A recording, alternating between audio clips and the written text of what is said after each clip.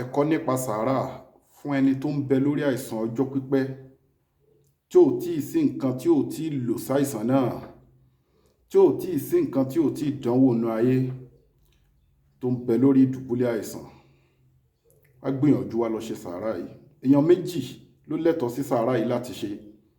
Ẹni tó ń bẹ lọ́rùn ọmọ tó fẹ́ bímọ ńlé ayé, tọ́mọ wù láti bí, tó ń bẹ lọ́rùn ọmọ tí ò sí nǹkan tí ò tí ì dánwò nú ayé, tó fẹ́ k'Ọlọ́run bá dùn nínú pẹ̀lú ọmọ. Ẹni tó ń bẹ lórí àìsàn ọlọ́jọ́ pípẹ́ àtẹni tó ń bẹ lọ́rùn ọmọ, àwọn méjì tí wọ́n ní ẹ̀tọ́ sí sàárà yìí nìyẹn. Wàá bá mi gbìyànjú, wàá gẹ̀ẹ́tì ẹran, kò bá jẹ́ abo ẹran, kò bá jẹ́ akọ ẹran, ẹni ẹran, kò bá jẹ́ àgbò, kò bá jẹ́ màálùú, kó ṣáà ti jẹ́ ẹran jíjẹ. Ẹran ewúrẹ́ àbí àgbò àbí màálùú. Tó bá ti gẹ̀ẹ́tì ẹran yìí, wàá ṣe ètò yìí ní àárọ̀ kùtùkùtù ọjọ́ Jímọ̀. Wàá wá àpò iyọ̀ ẹyọ kan, àpò ṣúgà ẹyọ kan pẹ̀lú ẹran tó fẹ́ lò yìí. Wàá wá pa ẹran náà lórí àníyàn nǹkan tó fẹ́ lọ́dọ̀ Ọlọ́run. Ẹni tó ń wọ́ ọmọ á dà níyàn pé nǹkan tó ń fẹ́ ní o, Ọlọ́run ṣe fún mi o. Ẹni tó ń bẹ lórí àìsàn ọlọ́jọ́ pípẹ́ á dà níyàn, Ọlọ́run wá gbé òun dìde lórí àìsàn yìí. Lẹ́yìn náà wọ́n á pa ẹran náà, wọ́n lè báyàn pa ẹran náà, o lè pa fúnra ẹ̀, wọ́n lè bá ẹ pa, àmọ́ wàá wà ń bẹ̀. Tí wọ́n bá ti pa ẹran yìí, tí wọ́n sún tán, tí wọ́n ṣe tán, tí wọ́n bó láwọ àbí wọ́n sún, tí wọ́n pọ̀ ìfun ẹ̀, tí wọ́n clean ẹran yẹn, ẹ pín ẹran yẹn sí mẹ́ta. Iyọ̀, àpò iyọ̀ tẹ́ gbé sílẹ̀, ẹ pín sí mẹ́ta. Àpò ṣúgà tẹ́ gbé sílẹ̀, ẹ pín sí mẹ́ta. Ẹran tẹ́ pín sí mẹ́ta yẹn, ẹ kó ìdá kan ẹran, ìdá kan iyọ̀, ìdá kan ṣúgà, ẹ kó sínú ilé ẹni tí ó ń bẹ lórí ìdùbúlẹ̀ àìsàn tàbí ẹni tó ń bẹ lọ́rùn ọmọ, á kó ìdá kan sínú ilé ẹ̀. Á tún kó ìdá kan ẹran, ìdá kan ṣúgà, ìdá kan iyọ̀, á kó fáwọn olólùfẹ́ tó mọ̀ tí wọ́n lè bá wọn jẹ bí fámílì àbọ̀ rẹ̀, á pín fún wọn kán bá jẹ ládùúgbò.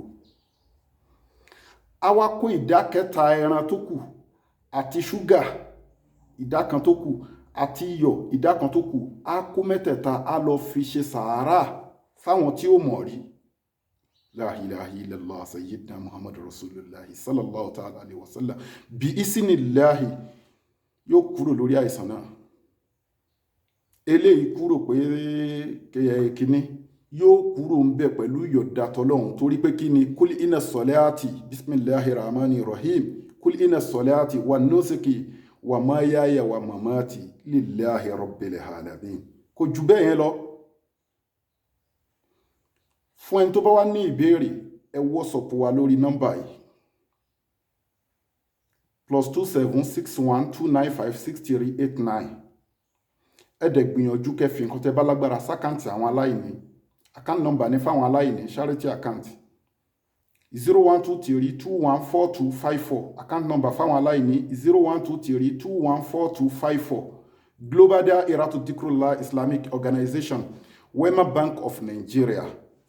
Fún ẹni tó bá nípèníjà lórí àìsàn ní, disease ní, infection ní, spiritual problem generally ní, kó contact Global Dahiratu Dhikrlahi Islamic Organization Spiritual and Health Department lórí nọ́mbà yìí again, ẹ WhatsApp àbí kẹ́ pè +2761295638 lẹ́ẹ̀kan sí +2761295638.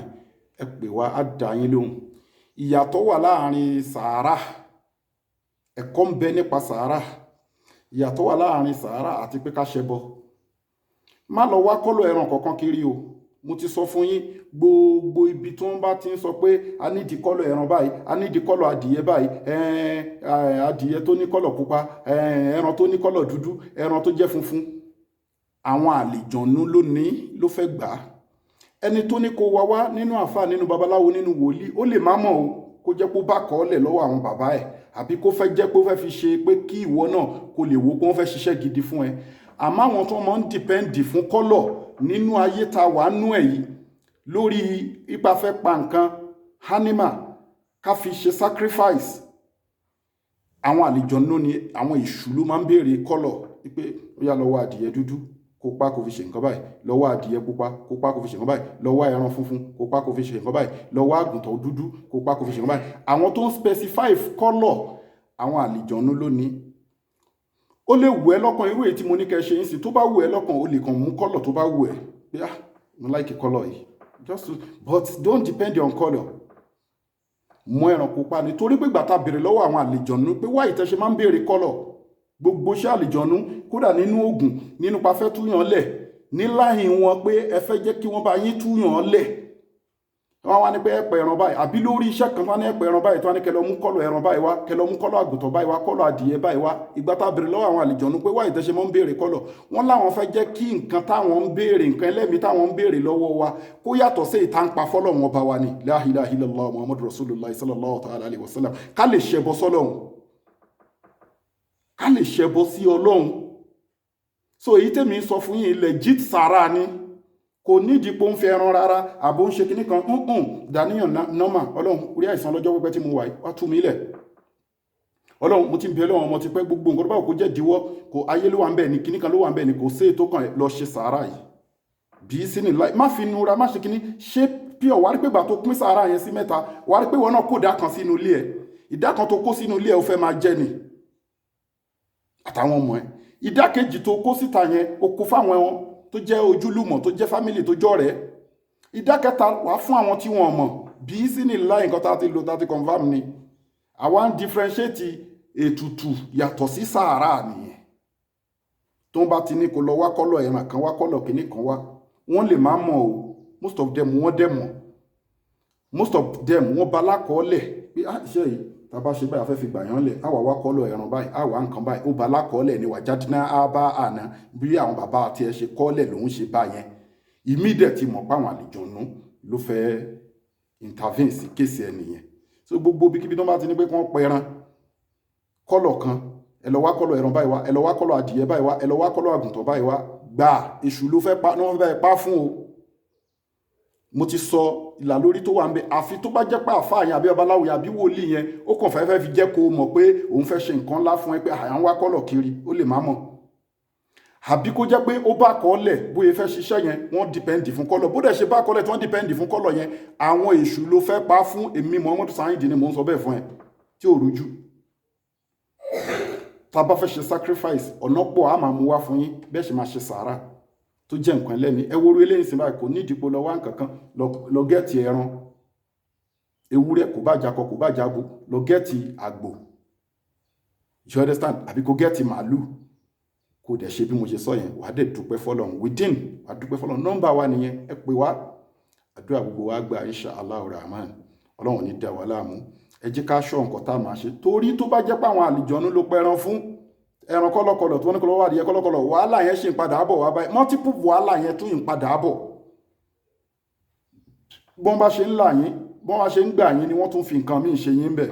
Àìgbé lecture ìwà lódìdí, ẹ ti understand yín sí, tẹ́ fi mọ àwọn ìyàtọ̀ láàrin àwọn nǹkan wọ̀nyẹn. Torí ẹlòmíì òun á kọ́ ní àfa Ọlọ́run lónìí ló ní kóun lọ wá nǹkan báyìí wá kíníkan máa mú yàtọ̀ ńbẹ̀, torí nǹkan tó máa ba ẹ̀sìn yín jẹ́. Káwà very careful. Ọlọ́run bá dẹ̀ sọ pé òun ò ní gbà láàbọ̀. Wa ma umiru illa liya'budu llaha mukhlisina lahu ddina hunafa lówí.